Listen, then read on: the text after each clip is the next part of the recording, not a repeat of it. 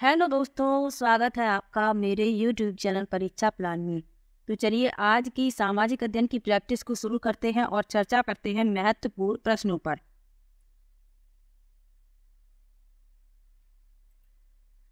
पहला प्रश्न है, निम्न में से किन राज्यों का तट अरब सागर पर है? पहला विकल्प है उड़ीसा और आंध्र प्रदेश, दूसरा है तमिलनाडु और कर्नाटक, तीसरा है केरल और तमिलनाडु और चौथा है कर्नाटक और केरल।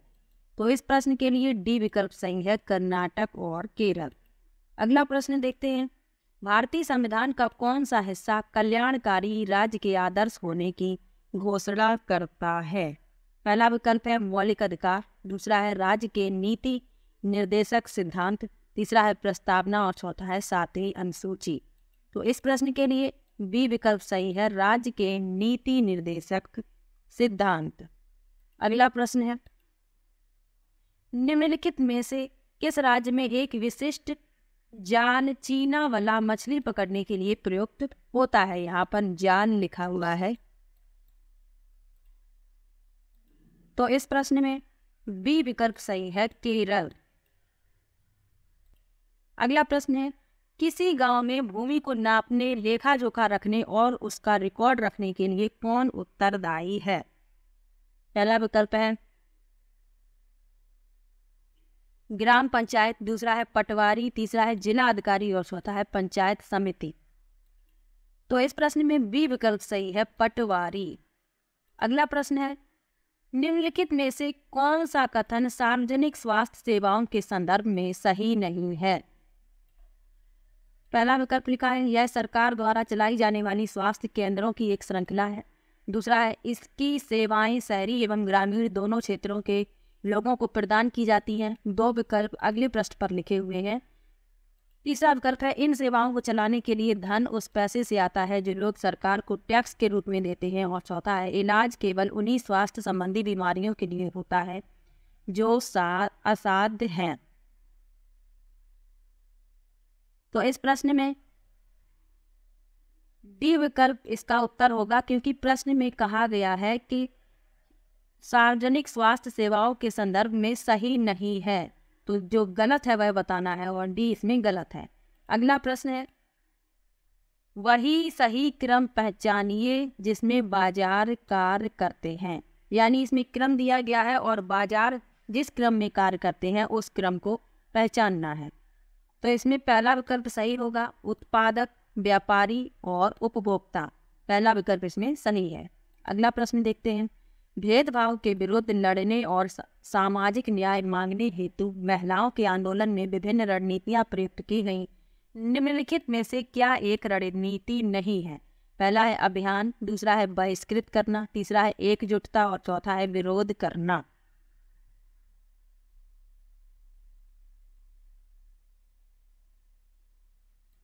तो इस प्रश्न का उत्तर बी होगा, बहिष्कृत करना। ये एक रणनीति नहीं थी और नहीं है पूछा गया है, इसलिए बी विकल्प इसमें इसका उत्तर होगा। अगला प्रश्न है, का अर्थ है कि नागरिकों पर जैसा वे सोचते हैं, कैसे वे अभिव्यक्त करना चाहते हैं, उनके विचार और जैसे वे अपने विचारों को कार्यों में बदलना चाहते हैं, कोई भी अव्यावहारिक प्रतिबंध नहीं है। पहला विकल्प है न्याय, दूसरा है समानता, तीसरा है स्वतंत्रता और चौथा है बंधुत्व।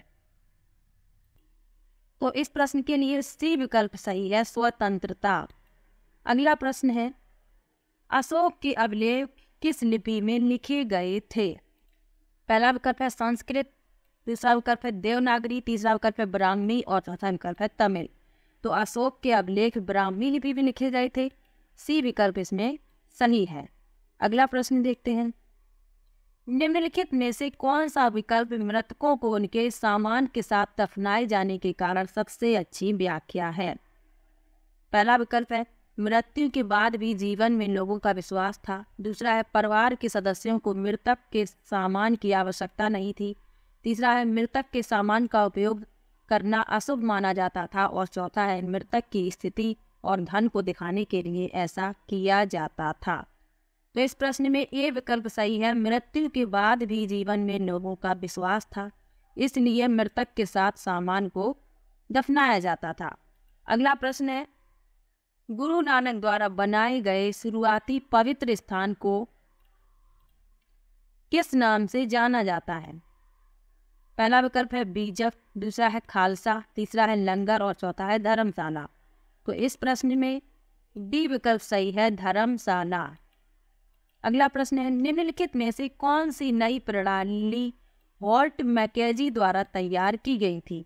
पहला विकल्प है स्थायी बंदोबस्त, दूसरा विकल्प है महलवाड़ी बंदोबस्त, तीसरा है रैयतवाड़ी बंदोबस्त और चौथा है अस्थायी बंदोबस्त।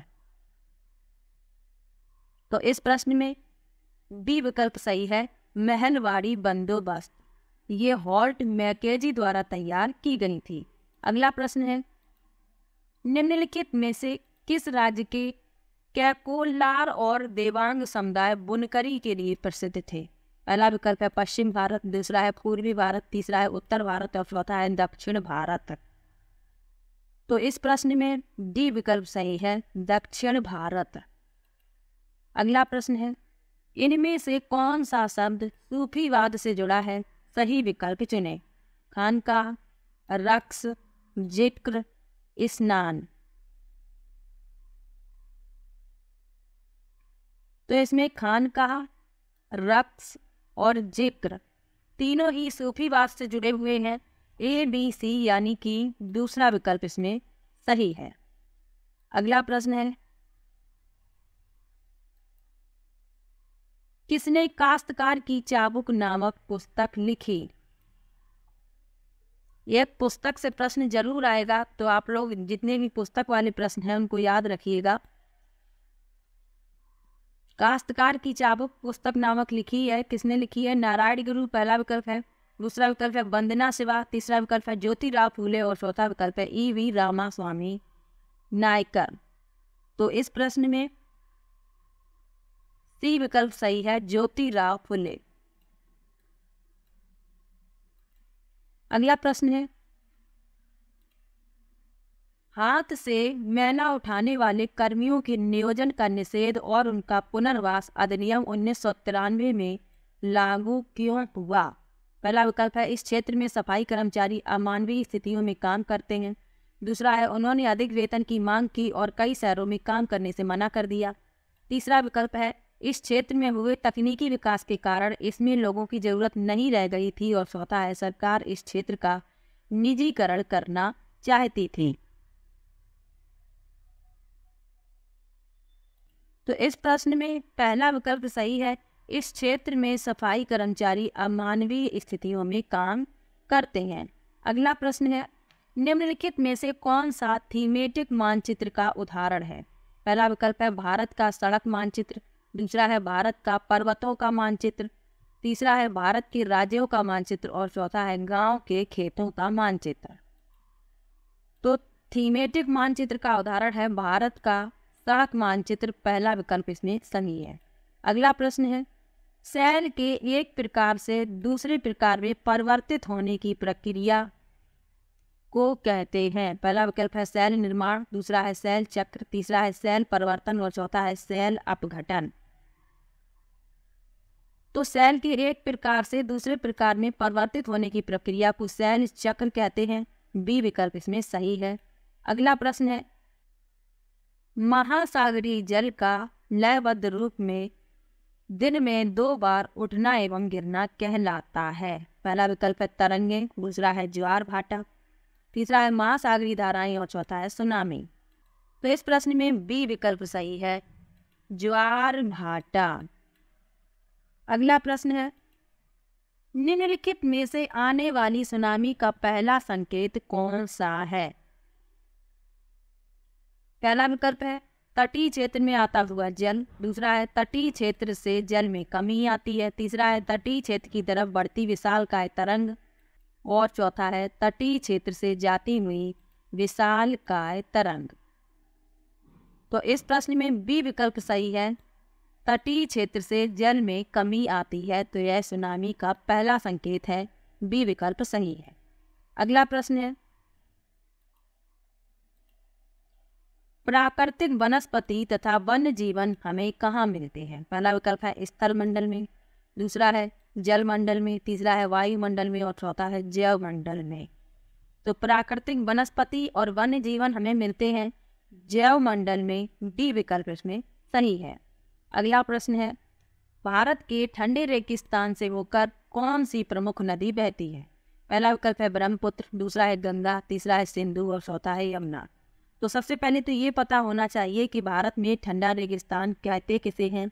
तो ठंडा रेगिस्तान कहते हैं लद्दाख को, और यहाँ से जो प्रमुख नदी बहकर निकलती है वह है सिंधु नदी, सी विकल्प इसमें सही है।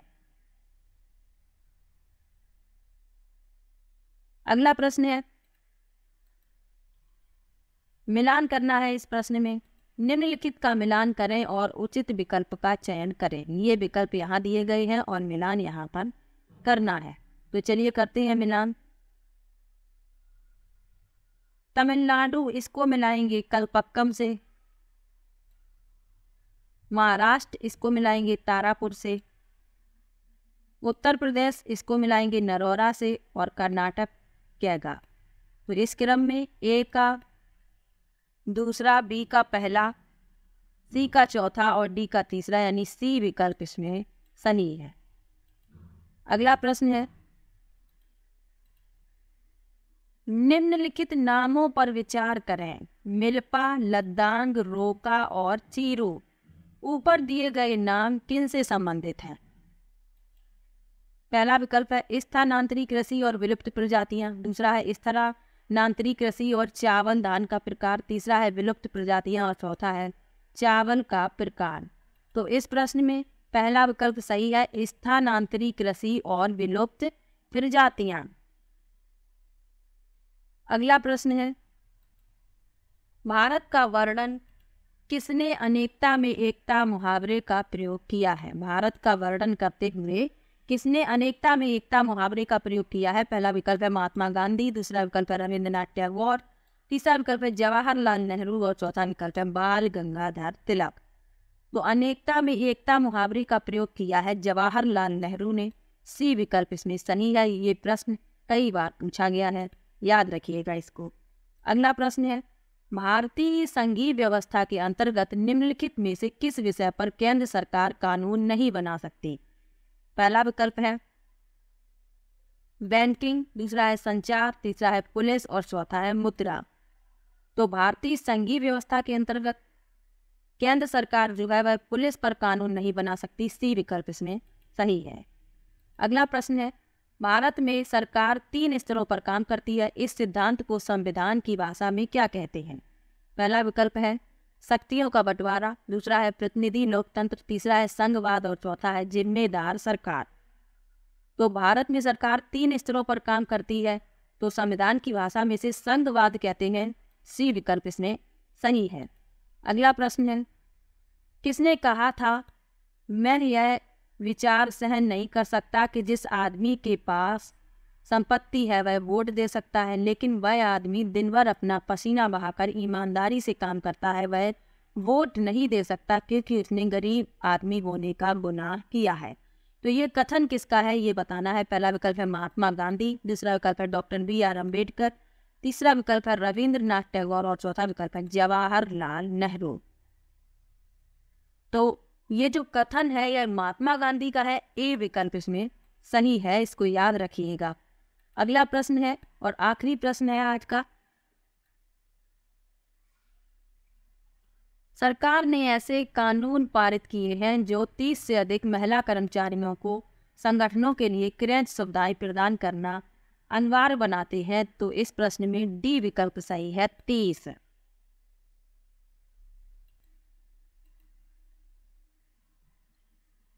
तो वीडियो कैसा लगा कमेंट बॉक्स में जरूर बताइएगा।